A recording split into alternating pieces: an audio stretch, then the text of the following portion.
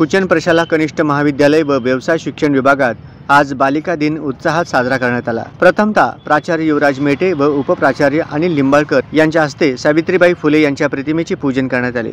सावित्रीबाई फुले यांच्या वेशभूषेत आलेल्या संजना जगवे, दीक्षा डोंगिल, शुभ्रा देशमुख सावित्रीबाईवर आधारित ओव्यांचे गायन केले।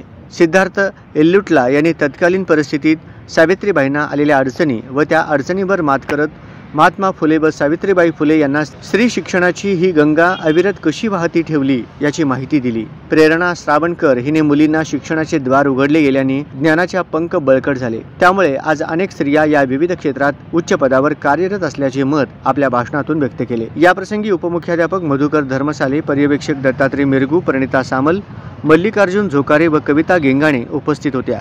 कार्यक्रमाचे सूत्रसंचालन माधुरी कुलकर्णी यांनी केले।